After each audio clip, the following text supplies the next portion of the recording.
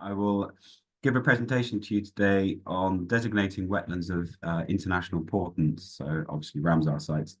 I should first introduce myself. Apologies. My name is Benna Smith, and I'm a senior project manager responsible for WWT's conservation work, primarily in the East Asia region.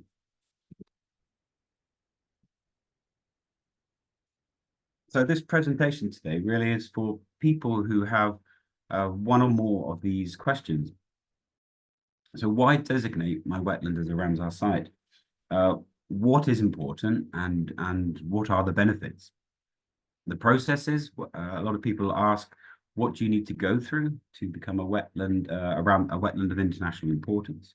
What needs to be done? And a lot of people don't know actually where to start the process, where to begin it, and kind of instigate and who to communicate with. Responsibility-wise, who actually is the responsible body within a country to start the process and to follow through the applications to get them submitted into Ramsar? And what sort of information and what sort of data do you actually need in order to have a successful application into the Ramsar Secretariat? So I have 15 minutes today to try to touch on some of these subjects, and I think that's all I can really do in that time. There are, on some of my slides, references to external materials, resources that can provide a lot more detail than I go into today. So really what my presentation is an introduction to this topic. It is important to clarify where designation actually fits within the Ramsar Convention framework. So a core document is the Ramsar strategic plan, which possibly has been mentioned by earlier speakers, which is in its last year actually. And under that plan, the designation is actually one of the three main implementation approaches used by Ramsar. And if you're interested, the other two are wise use, which again, I'm sure will be talked about today, and international cooperation. The Convention's vision of designating wetlands as Ramsar sites, this is stated in the document, is to develop and maintain an international network of wetlands which are important for the conservation of global biodiversity, biological diversity, and for sustaining human life through the maintenance of the ecosystem components, processes, and benefit services. That's quite a sentence to remember, but it's quite clear through that. And specifically within the strategic plan, there is goal number 2, which states effectively conserving and managing the Ramsar site network. And then if you go further into the plan, it's actually target 6, where designation is found and where it sits. And I'll just quickly read that. There is a significant increase in the area and the number of ecological connectivity in the Ramsar site network. So this is the kind of guiding documentation, as it were, that sets the scene for designation within the Ramsar context. So there's actually a lot of resources available. A lot of this is available online as PDFs. You can find it. Some of it is only published literature as well, but there's a lot out there, and there's a lot of very useful documents. Some are issued by Ramsar and others by academic institutions or organizations, sometimes NGOs like WWT, who are working on wetlands and have wetland conservation and education as one of their core objectives. A lot of this information is scientific, unfortunately, and a lot of you, if you have read these documents, will realize that they are in a very formal language, formal technical language, and they're written by experts, who have worked on these topics for many years. And unfortunately as well, a lot of them tend to be only available in English, which limits their usage as well. But there's a lot of useful resources out there. Excuse me. So what is the official guidance from Ramsar on the designation process? And it is this strategic framework for the development of the list of wetlands of international importance. and it was adopted at COP11 in 2012. And it's available in 3 languages, so English, Spanish, and French. And really, it's about the document is there to guide contracting parties in the identification and the designation of Ramsar sites. And it's been prepared through the experience of the contracting parties with over 50 years of designating these sites within the convention. It's a very large document. It's 129 pages, which is quite substantial. Obviously, the topic is, there's a lot to it and it's quite broad. But I would, if you do read it, I would recommend going to chapter 9 of that framework document, which is very specific about designation. As said, it was adopted in 2012, and then it was adapted and released again in 2014, and then further updates in 2018 and 2022. So if you are going to reference this document, please use the most updated version released a couple of years ago. So the document itself, it outlines the rationale for the selection of Ramsar sites, which we will touch on in later slides. It presents the convention's vision for an international network, or a list, if you like, of Ramsar sites, and presents the targets for the development of that network. It presents and explains the convention's criteria by which Ramsar sites can be identified. Again, I will touch on that later. And it goes through the official Ramsar information sheet process. Again, I have another slide on that. And it talks through very much in detail of how to prepare that and complete all the necessary sections. It can seem quite daunting, perhaps, when you read this, but please do remember that the Ramsar Secretariat has staff who are available to help with this type of process, and it is their job to do so, and they have much experience of it.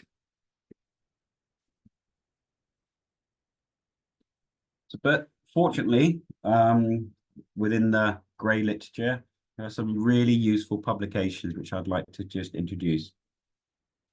There are, as said before, there are a lot of the existing publications are quite technical and written in a very kind of academic way. But there are some guides out there which are non-technical. They have a very useful step-by-step approach, which they adopt, and they are written with the target audience being people involved in the administration or the management of Ramsar sites. And hence the language is a lot easier to understand and digest. Several of these are in languages, multiple languages. They've been produced through the East Asian Ramsar regional initiatives on that side of the country. So the languages are more Asian-based, but they are multiple languages there. And it's worth knowing that some of the appendices in these documents contain really useful suggested reading and recommendations for further reading. The first document, which is, so 2 of these documents are from the Ramsar Regional Center, East Asia, that's the top right, and then the second one down. These give really good general overviews of the designation process. And then the document on the left, the lower screenshot there, really talks about the Ramsar RIS sheet and how the process it is to get that filled in, because it can be quite complicated.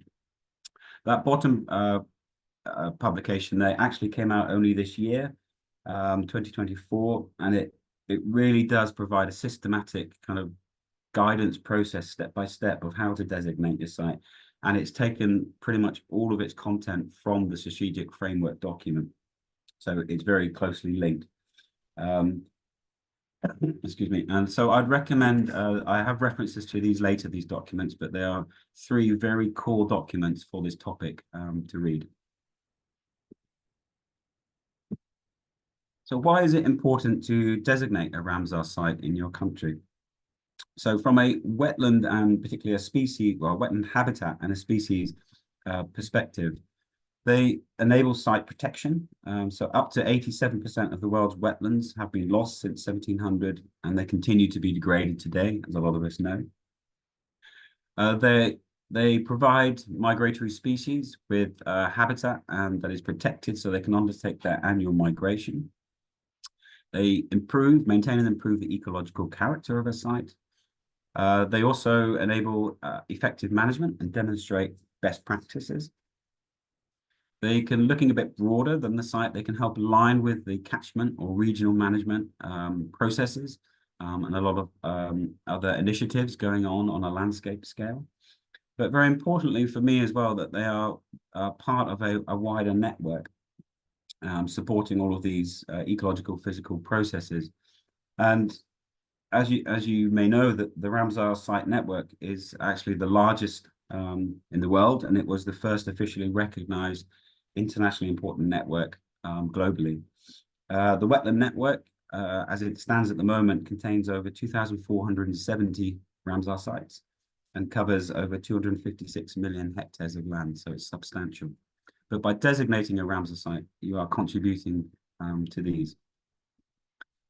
But obviously they're important for people as well, and their designation encourages the use of the wise use of wetlands, so the sustainable use of them by people for biodiversity as well. And it leads to the enabling of people, local people, who can actually then access to those wetlands and actually learn from it as a resource. And it becomes available as well for a wider wetland community. It can improve at the local scale, the communication and participation with Indigenous people and the communities and stakeholders. For managers, it very much helps them comply with the local, national, and international practices. I think that's very important, particularly as a lot of site managers can feel very isolated and don't feel part of a network, so they can gain that knowledge through sharing. And the value really, another value is that they're actually formally recognized by the international community, and they become known to an international community, so outside of your own country and your own community, and they are recognized for their value and their actual contribution to human society. So what are the actual responsibilities of the contracting parties within the process to designate a Ramsar site? So upon joining the Ramsar, a country must designate at least one qualifying wetland. You can do more if you like, but typically it is usually one, but Ramsar will encourage you to do more. And once designated, they acquire a new status and a new international status. So the identification and the formal designation of these Ramsar sites the responsibility for it sits with the administrative authority. So that's what we call the AA for each contracting party. So that's each country. And it is their responsibility, sole responsibility for that designation. IOPs, which the previous speaker talked about, such as WWT, although we don't lead the process, we actually a lot of NGOs, domestic NGOs in the country, will hold data, relevant data and information that is needed to put into the forms and the process to get your designation site. So it's not always solely reliant on government. On the right-hand side of the screen, there is a diagram which is taken from the IBRI publication, which I mentioned earlier, and it provides a very kind of simple 5-step approach, which I quite like, to designating a Ramsar site.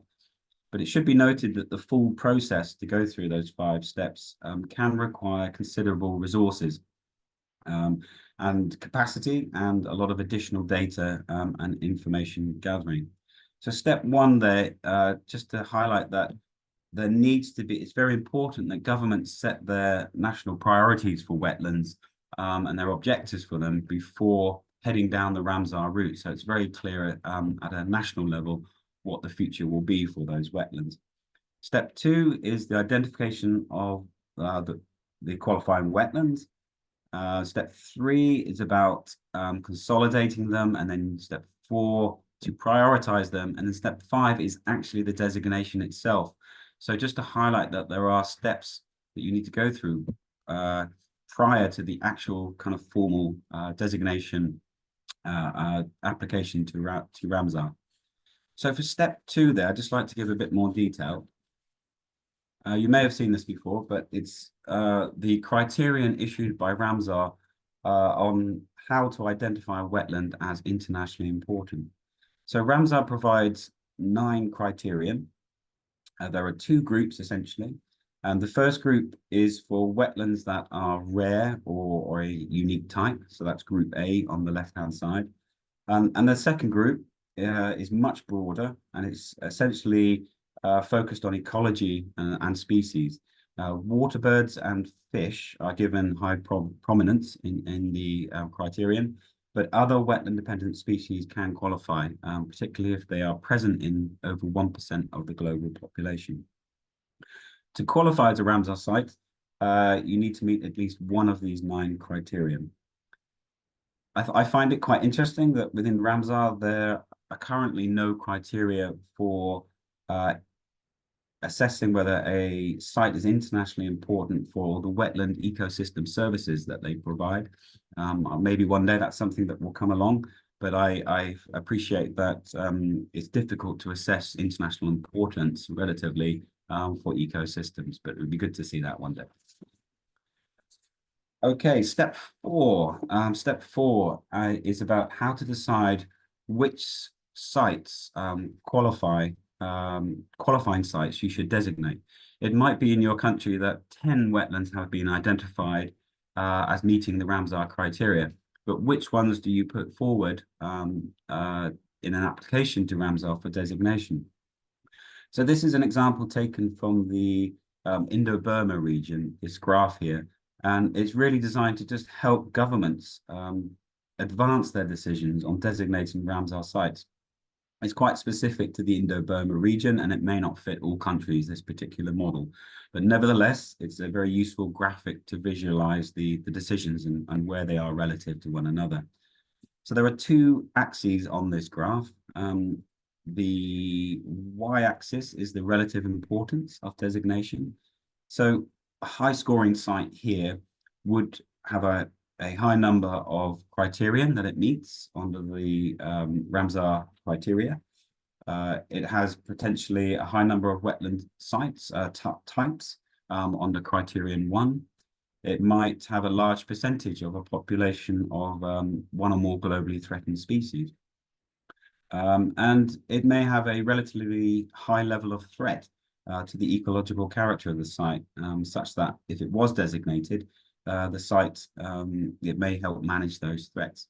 And then the x-axis there, relative designation, ease of designation.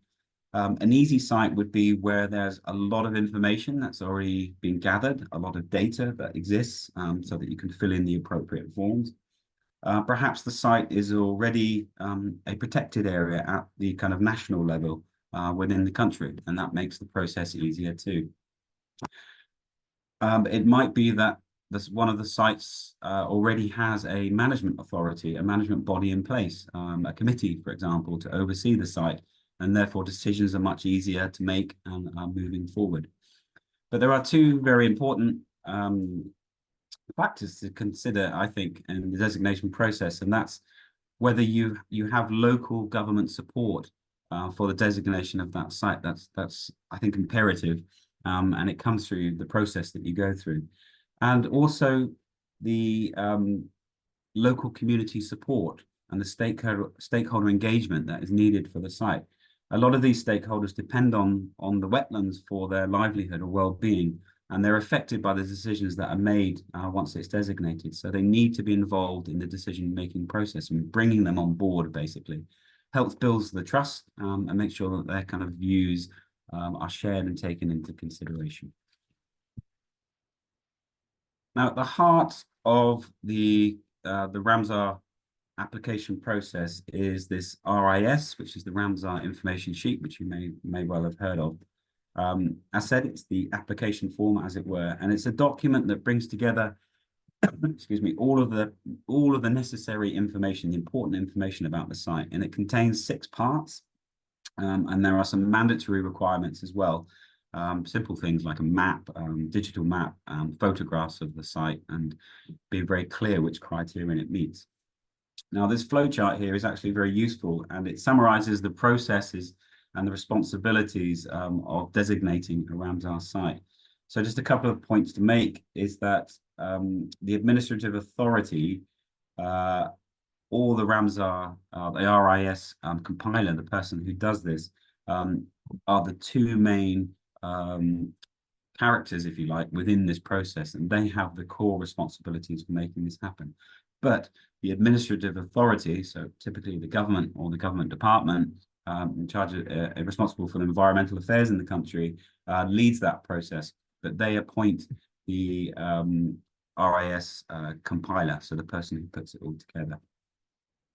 I won't go into detail on this. Again, it's in the publications, but do note that the completed RIS may need to be improved. And within this flow diagram, there are two routes where the application form is actually, if you were rejected or just sent back through the process because it's not up to the standard or contains the required information that's needed. And once the RIS has actually been accepted by the Ramsar site, by the Ramsar Secretariat, sorry. This is not the final part of the process. It actually goes further, and then the site is placed on the actual list, the formal list. We call the Ramsar list of important wetlands of international importance, sorry. And then the data and the information that you have provided within the RIS sheet is actually entered into the Ramsar site database. And it's made available then through the RSIS website. So anybody in the world can actually access it. That's a screenshot there from that website if you would like to go to it. And also when a site is designated, you are then given a lovely certificate. Typically, these are presented at the COP meetings, which happen every few years. And it's a great pride for a country to have that ceremony and to be awarded in such a big on a big stage. But of course, designation, just to highlight, is only one of the kind of core processes you go through. Then you start entering into the management of the wetlands, which is a whole nother presentation and a whole nother part of the story in your Ramsar site. But the RIS sheet that we just talked about on the last screen actually needs to be completed every 6 years. And that's a commitment that you must go through to Ramsar. This is a list of the core documents that I mentioned earlier, all available online and can be found online, normally through the Ramsar Regional Centre East Asia or the IBRI Secretariat website. Thank you. We've had two really comprehensive presenters already. If you would like to ask a question as well, so some people are unable to speak. Gopak Kumar is traveling, so he won't be able to raise the question in speech. So I'll read out his question, which is, once a wetland is declared as a site of international importance, is there any role or mechanism for the convention to ensure sustainable management of the designated wetland? And it's an interesting how we think about the convention, maybe. I know we've covered a lot of these topics, but it's been so dense. When we talk about the convention, Robert, how do you interpret that as someone at the Secretariat? Yeah, that is a great question. We do have mechanisms to support to ensure the sustainable management of a designated wetland. These are mainly three mechanisms, two overlap. So I'm just to simplify it and to make sure not to speak too much jargon. I'm just going to focus on the two.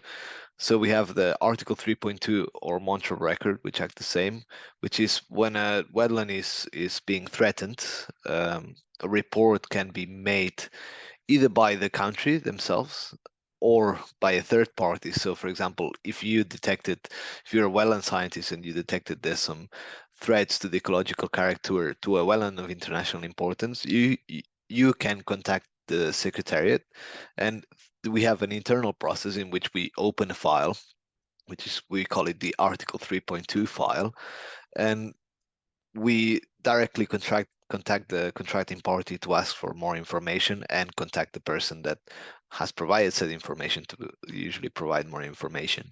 We assess the threat, we get all the documentation needed, and then if we assess that there's actually a threat to the ecological character, we open this file, which is made public through our standing committee documents. And it basically ensures that we follow up with the country and that the country have the obligation to follow up with us regarding these cases of ecological threat. And it may reach a point, which I'm going to talk about now, the second mechanism that we have, which is it may trigger a Ramsar advisory mission. So, which basically is a mission, a group of experts that it's organized by the Secretariat, but it's external experts as well as people from the government, as well as local communities are involved into an assessment, an on-site assessment of the threat. And we produce a report in which we provide recommendations to the party in which is the best way to act in order to protect that wetland. We've done several Ramsar advisory missions. I was just opening the list now. We have done 100. The most recent one happened in Benin in 2022. Obviously, because it's a non-site assessment, things slowed down a bit through COVID periods. But I'm going to post the link in the chat in which you can see all the reports, and you can also read more about this process. I'm going to post it now. So hope that answered your question. Robert, that's really helpful. Thank you. Can I have a follow-up question that on, for example, how long those processes would take? So if a concerned citizen near a wetland of international importance thinks things are going wrong there, their first step is what? They go to ramsar.org and then yeah, basically they write to the Secretariat. They should write to us. We have generic email, or you can see in our website specific contacts for the region. But whoever you write to within the Secretariat, it ends up with the right people. And this process is automatically started by us. It's high priority, so we do start it as soon as we can. Of course, there's maybe some delay in assessing and getting also information from several people at the same time. But again, for us, it's quite high priority, so we get it started as soon as we can. And then we only close an Article 3.2 when we are sure that there's no more threat to the wetland. And that's how we manage with these situations. Great, thank you. And I sort of have a similar question for Benna, actually. If someone, a resident, member of the public, loves a wetland and wants it to be designated, what do they do? Without going into all those, without redoing your whole presentation, because at the World Wetland Network, very often people will message us on Facebook and say, please designate this site. Yeah, I think in that instance, I think it's the initial step is to raise the profile of that site. Initially at a local scale, I think it's a local, community support, stakeholder support. That's how, if I think back through quite a lot of the Ramsar sites that I have been to over the years, that's how they started out. They started out with local people recognizing their importance, and that importance then being recognized further along the hierarchy, if you like, within government as well, and then within the public as well, within the through media channels and things like that. So it's about the profile of the site, recognition, and reaching that kind of level. And I would, potentially, if you get to that stage, you've got some momentum for your site in terms of moving it, beyond that into a designation. I think a lot of countries have a process now where the site has to have a national designation before it can actually move on to a Ramsar site. I mean, that would be fantastic to reach that, but I think aim a bit lower to start with, perhaps aim you know, at a local nature kind of designation level. That was where a lot of these Ramsar sites, I know they started like that, and then that kind of progressed once it, much more was found out about the site. Potentially, you know, that initial recognition led to some ecological surveys, or some greater understanding of the ecosystem services that they present, some quantification of it, which really brought home just how important those sites were and what it would mean if they were lost, to the ecological community, the biodiversity, or actually to local people, their livelihoods. And I think that's where it starts, Connor. I think, yeah, so it's all about profile raising, I think, and getting your site known about. Yeah, but it's important to remember that it has to go through the government itself, doesn't it, to actually get registered. So the process, although quite often it is started off by NGOs or people on the ground, alerting people to the fact that this is an important site, it has to go through the government to be registered. And equally, as Robert was talking about, the list of wetlands in danger, again, that has to go through the government, although it can be started and initiated by civil society groups or local people as well. Connor, there's a question in the Q&A. I don't know if you saw that. Okay, cool. Yes, but it's in French, so I'm going to hand it over to you, if that's okay. Okay, so the question from Joël Jambon Zemdieu. Thank you very much. Bonjour, déjà merci pour ce webinaire qui m'intéresse à plus d'un titre. S'il vous plaît, j'aimerais savoir quelles sont les opportunités à saisir pour les associations de préservation de l'environnement qui se sont données pour objectif de préserver les zones humides. So essentially, I think the question is really about what local organizations working on wetlands can do to support the convention. And I wonder whether, I don't know, Robert, whether you want to have a crack at that. Yeah, I mean, I know for local organizations to get involved with such processes that have quite complex ways of working, it can be a bit daunting, for sure. But as you know, the STRP, the Scientific and Technical Review Panel, and the Standing Committee and the COP, we do have observer organizations. I'm not talking about international organization partners, we're just talking about general observer organizations. You can let us know as the Secretariat, we manage these as well, but as an organization, you can send an official letter to the convention addressed to either Secretary General to want to be an observer in any of these processes. And of course, once you're an observer, you can attend the meetings, you can provide the input, you can liaise with other observer organizations, and it's quite important to get as many people involved as possible. And I would definitely encourage to take that route if you want to get more involved with the convention processes.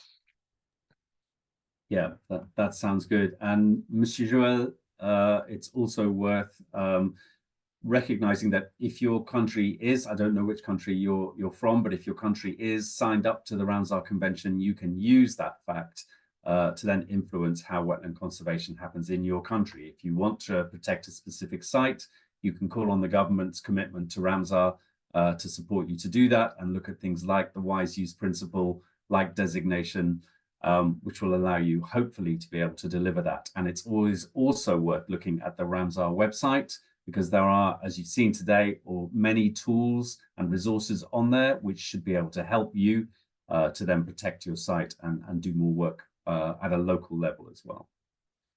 Connor, shall I pass back to you? Yes, thank you. So we're going to look at a question that came through earlier from Bramley in South Africa. And as Robert mentioned, the next Wetlands COP, is going to be in Zimbabwe, so in the wider region. And I think there's going to be a lot of focus on the wider region over the next couple of years.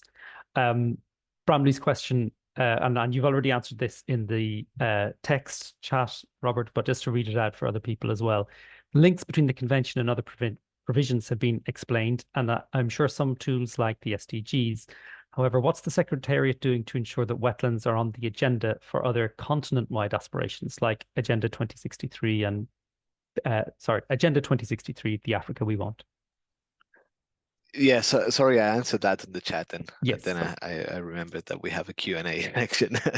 But yeah, it's a very relevant question.